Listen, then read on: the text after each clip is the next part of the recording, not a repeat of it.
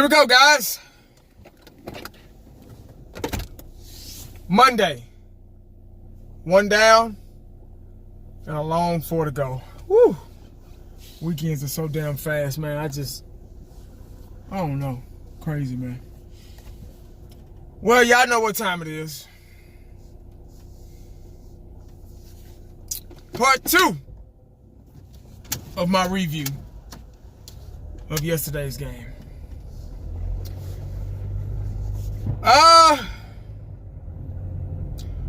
Where do I start? There's really nowhere to start. Right now, it's just basically stating the facts of what I saw last night.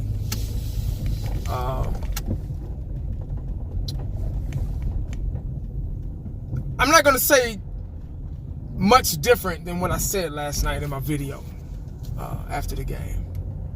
I pretty much feel the same. I got up this morning. I turned it on the Christmas station. I didn't listen to any local sports stations or anything, or ESPN, or I didn't even watch, Shannon or Stephen A. Smith or anybody today. I just kind of kept a clear head and focused on my work and listened to Christmas music to get me into the spirit and to put a smile on my face, and that was about it. I can't listen, especially after a loss. It's already hard enough losing, and then on a Sunday, then waking up Monday morning a loser, feeling like a loser against a team like that. And but it's even harder. See, here in the Metroplex, in the Dallas-Fort Worth Metroplex, we got the local radio stations, and they are so two-faced. When the Cowboys are winning or doing good, they're a Super Bowl team. Pretty much. They worship the ground that the Cowboys walk on. Because a lot of times they have Jerry Jones, on the show, and Jason Garrett, and the football players on the shows, and they kiss their asses. They talk shit about them when they're not around, but as soon as they're on the show, they kissing their asses. And it's hard for me to watch something like that. Listen to something like that. So I didn't want to hear it. I didn't want to hear them talking bad about the Cowboys and we suck and I didn't want to hear anything. I just wanted to stay focused on my work and kind of be to myself. It's tough losing, and it's a bad feeling, and I that's a feeling that you don't want. You shouldn't want.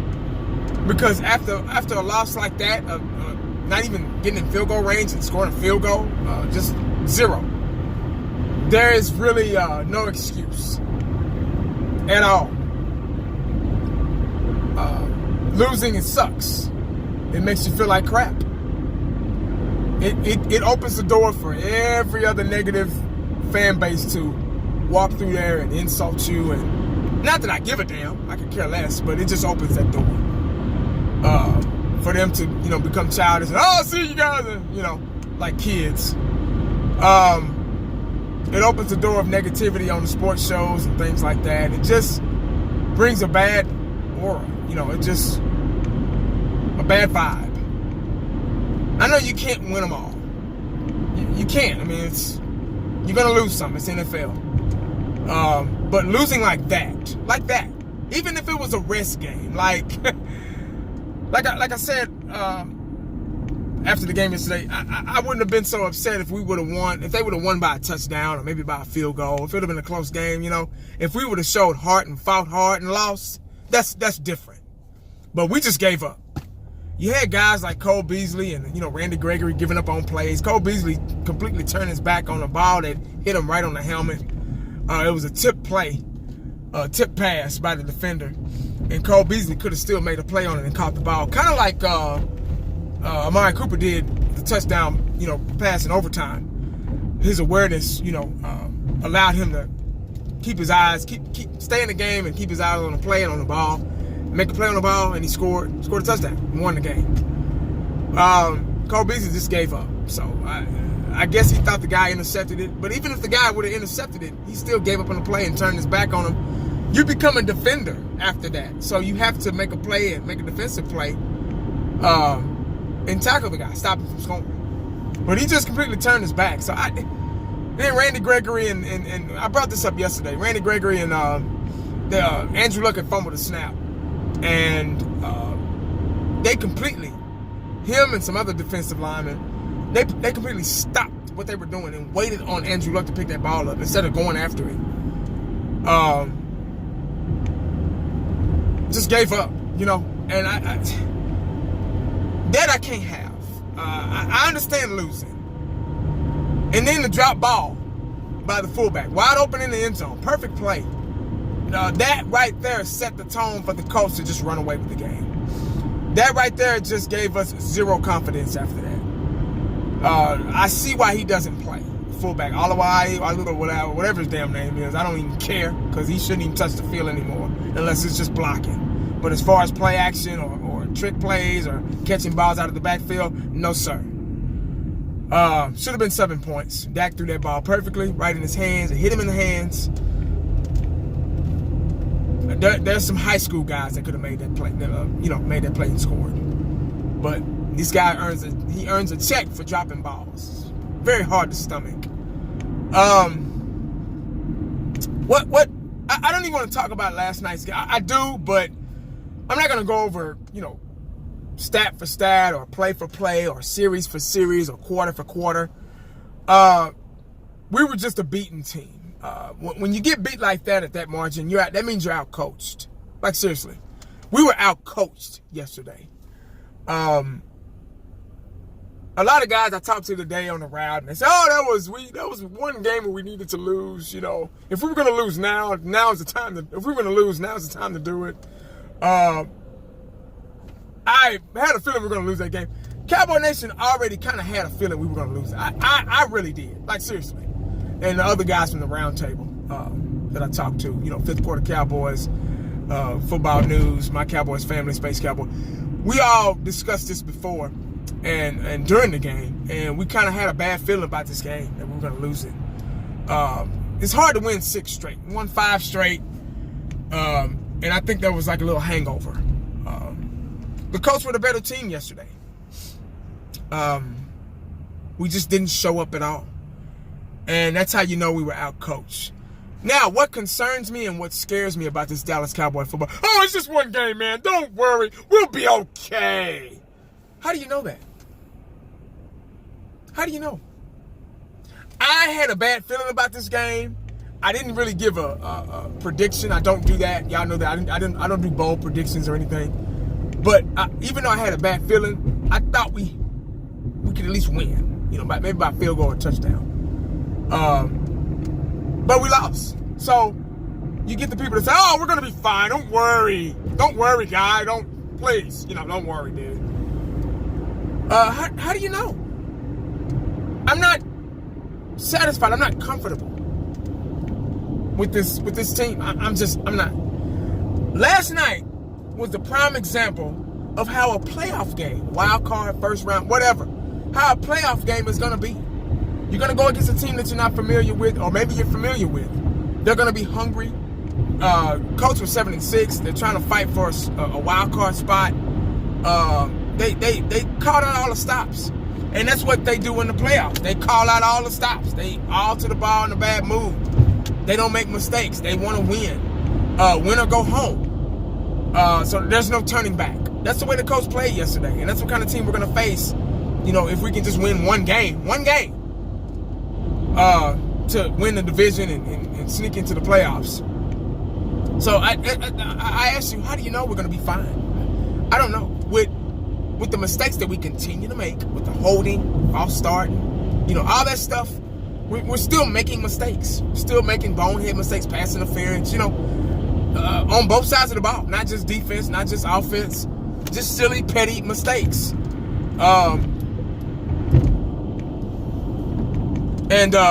It's just, that's a tough pill to swallow going into the playoffs. If we can't conquer mistakes or not making mistakes, penalties will beat you faster than the team that you're playing against. They will. If we can't master that, we definitely can't beat a team in the playoffs. So we're battling inconsistency. We're battling mistakes, penalties. And then the most important thing is coaching. Offensive coordinator sucked. Hell, defense sucked yesterday. We were in zone all day yesterday. Cover 3, cover 4, prevent, robber, cover 2, cover 3 over. That's how we were playing yesterday. Not one time did they see that running back 21, I can't remember his name, but he was catching balls out of the backfield. That one play we just couldn't stop. They couldn't figure out how to stop it. And when you're in zone, the middle of the field is open. They couldn't figure it out. They can't adjust.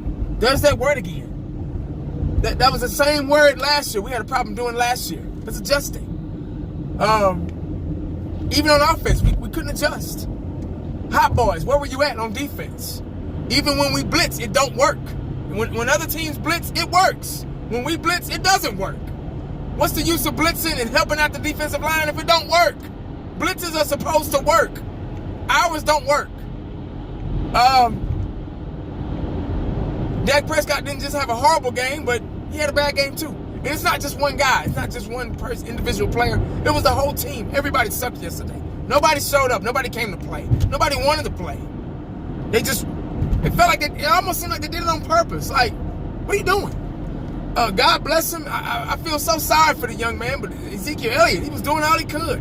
He was running. He was catching balls out of the backfield. They were wearing him out. Every other play he was in there. He was limping, and they still had him in there giving him the ball. He was still gaining yards. If that man doesn't deserve a big-time contract, hell, who does? Nobody else don't. But I'm scared for him because we're going to wear him out, and it's going to be a waste of talent. We don't have any creativity on the offensive side of the ball. Not Ezekiel Elliott.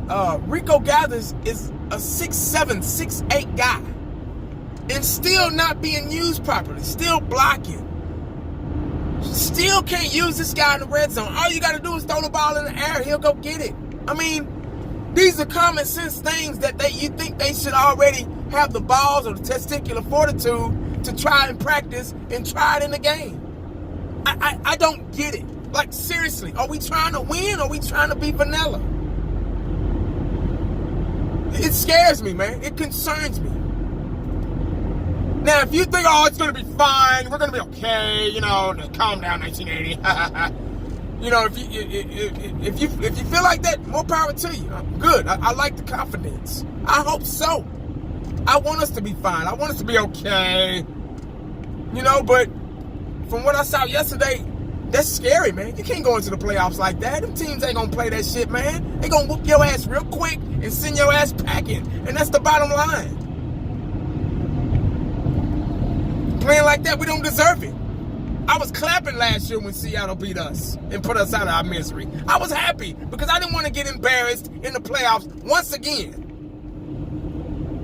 Because that seemed one thing the Cowboys are good at, embarrassing our fan base.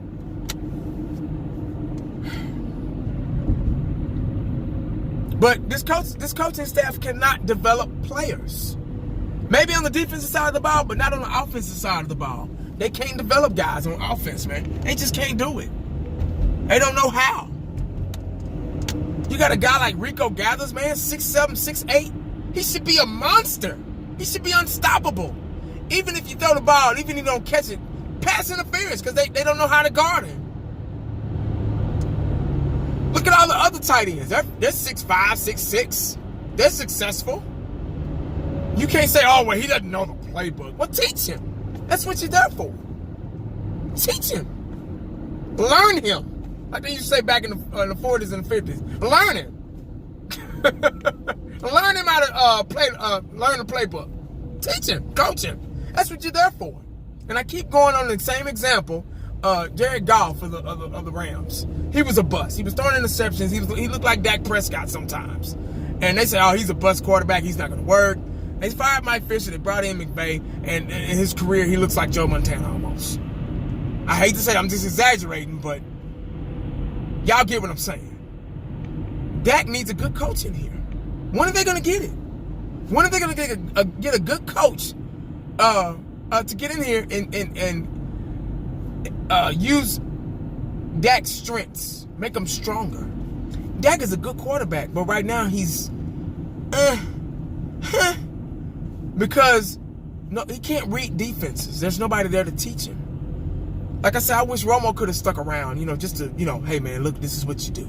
If you see him line up like this, man, make sure you're audible. Make sure you get out of there. You got to look, see what's going on. You got to see how these guys are lined up, because they could blitz. They could, they could do different things. They could come at you. They could fake blitz. Whatever. I just Kellen Moore. I mean, stop hiring your homeboys to coach this team. Just like at work. You don't hire your homeboy at work, because guess what? He ain't going to come with it. Because he feel like, I work for you, man, so I get the hot dog, I get to chill. Hey, man, we friends, we cool. Let me get away with not working. Stop hiring your homeboys, man. We ain't going to get nowhere like that. Kellen Moore got to go. Linehan's got to go. After this season, they got to go. Seriously. We're not going to win anything. If we happen to win in the playoffs, which will probably be a miracle, cool, This season is the perfect time to do it.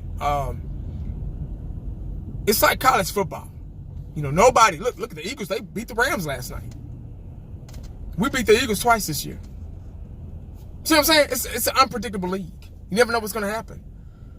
The New England Patriots, the mighty New England Patriots, they're 9-5. They're not even dominant like they were.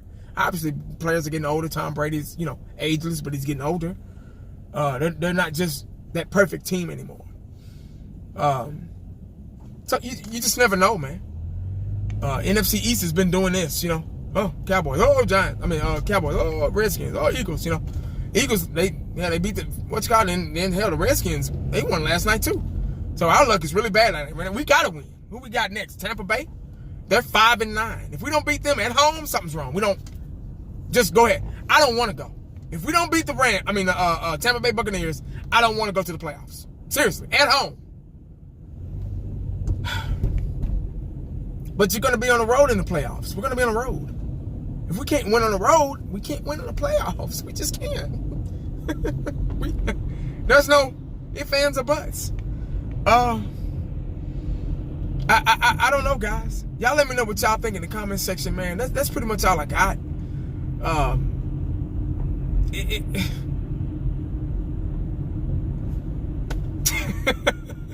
Shit, I don't know. I don't know what else to say. I'm trying not to panic. I'm a realistic Cowboy fan. I don't, we're gonna win every game. I want to, but I know that's not the case. I try to. I'm a real positive person. I try to keep a smile on my face every day and think positive and or whatever. But it's hard when you lose like that. Very hard. We got to get it together, man. We got 2 games left. We got Tampa Bay and we got the Giants away. Tampa Bay at home and the Giants away. Hell, Giants are 6-7. I think they're 6-7 now. So we could possibly lose to them. I felt that we were supposed to win yesterday's game and win against the Tampa Bay and then rest against the Giants. But no, not the Cowboys. That's too much like right.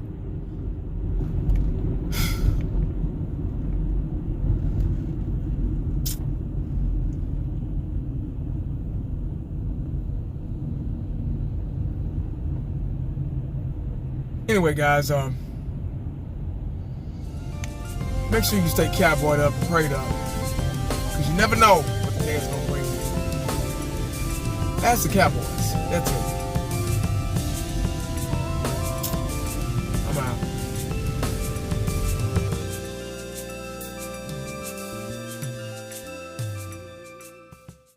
And the only thing else I got to say is,